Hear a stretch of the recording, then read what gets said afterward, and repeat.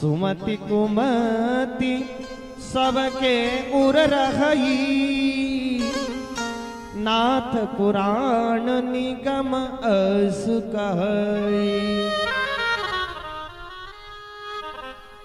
एक होती है सुमति और एक होती है कुमति। जिनके अंदर सुमति होती है वो अच्छा उपदेश मान लेते हैं, और जिनके भीतर कुमति होती है उनको अच्छा उपदेश बुरा लगता है। बोलो राधे राधे राधे राधे। हो सकता है उपदेशकों की बातें किसी को बुरी भी लग सकती हैं, लेकिन सच तो कड़वा ही होता है साहब। पर भगवान कहते हैं जहां सुमति तहां संपत्ति नाना,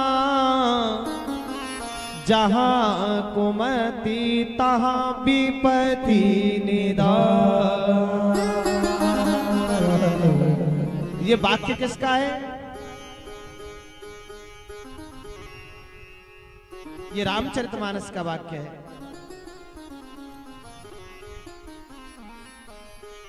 भगवान ने कहा दैत्य अमृत का कलश ले जरूर गए हैं, लेकिन इनमें सुमति नहीं है, ये कुमति वाले हैं, इसलिए आपस में लड़ते ही रहेंगे लेकिन अमृत नहीं पी पाएंगे।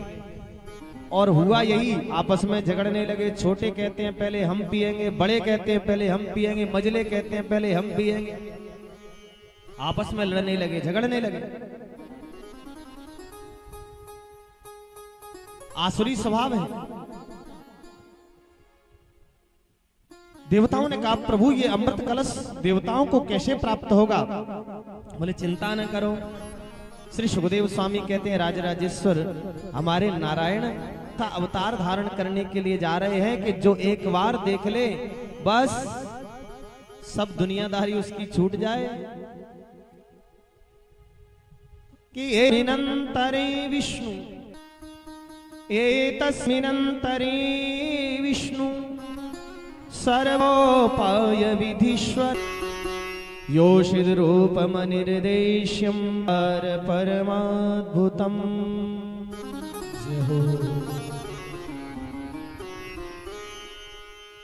भगवान नारायण ने बड़ा विलक्षण अवतार धारण किया। कौन सा अवतार लिया? मोहिनी। भगवान ने मोहिनी का अवतार लिया। भगवान की जय हो। बड़े सुंदर मोहिनी बन गए। इतने सुंदर बने जैसे ही वो दैत्यों के पास पहुंचे तो दैत्य लड़ना झगड़ना भूल गए। बोले लड़ो मत लड़ो मत। बोले देखो इधर देखो, ऐसी सुंदर तो आज तक हमने नहीं देखी।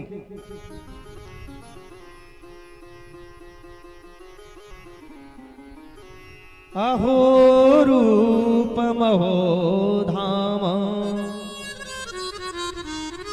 अहो अस्या नवम्बयः। देखो देखो कितनी सुंदर है। देख लो हमारे पास में कलश है अमृत का।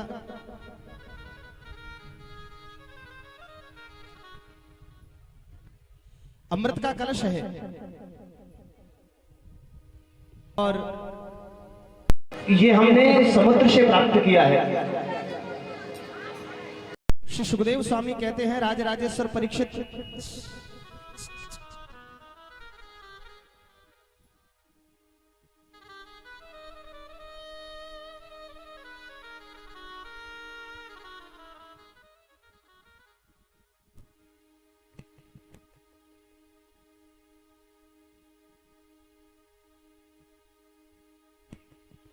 बोल वृंदावन बिहारी लाल की जय। जय जय श्री राधे राधे श्याम। दैत्यों से अमृत का कलश ले लिया मोहिनी भगवान ने और कहने लगे भाई जो पतला पीना चाहे नीचे भरा हुआ है।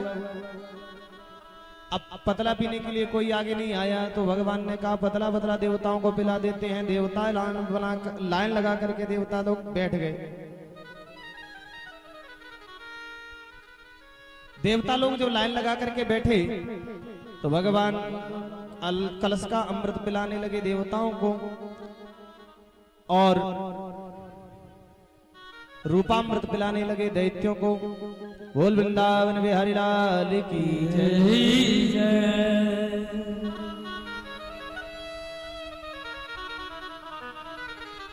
बोल सतगुरुदेव भगवान की जय।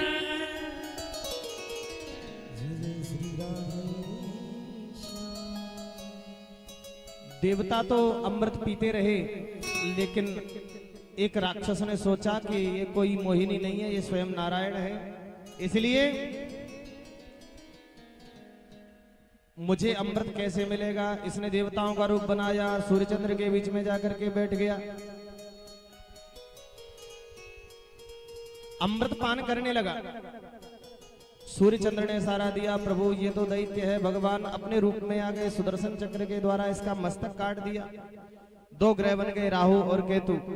बड़ा भारी संग्राम होने लगा, देवासुर संग्राम जिसे कहते हैं। दैत्य मरने लगे, देवता विजय को प्राप्त हुए।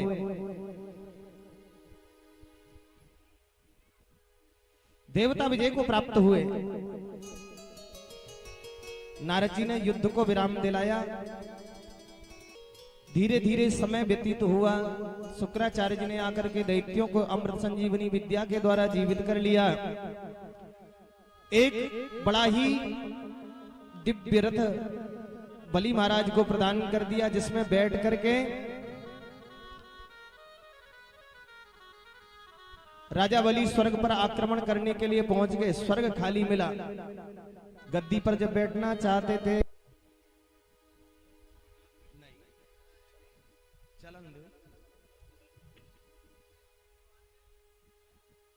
फूलन बोल बंसी वारे की जय हो।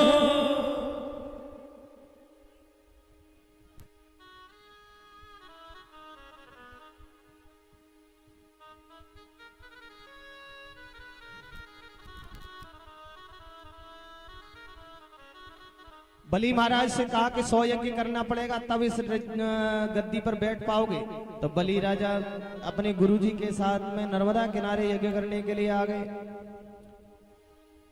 देवताओं का राज्य छिन गया। इस कारण से मां अदिति ने भगवान कश्यप से प्रार्थना करी और कहा, प्रभु कोई ऐसा वरदान दीजिए, कोई ऐसा व्रत बताइए जिसके प्रभाव से मुझे ऐसा पुत्र प्राप्त हो जो मारे किसी को नहीं, लेकिन मेरे पुत्रों का राज्य वापस करा दे।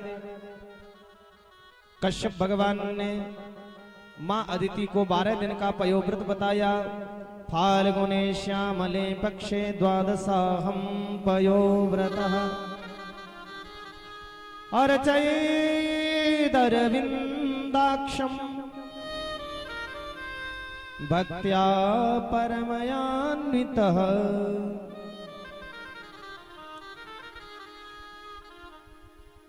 12 दिन का पयोव्रत कोई भी दुनिया की कोई भी मां करे, जिसको संतान उत्पन्न नहीं हो रही हो, जिसके यहाँ पुत्र नहीं हो, पुत्री नहीं हो, वो पयोव्रत करे तो उसको संतान अवश्य मिलती है, ऐसा कथा कहती है। मैया अदिति आया। भादों का महीना, भादों के महीना के शुक्ल पक्ष की द्वादशी तिथि। भादों के महीना में अदिति मैया के यहाँ भगवान नारायण वामन रूप से प्रकट हो गए। बोलिए वामन भगवान की जय हो।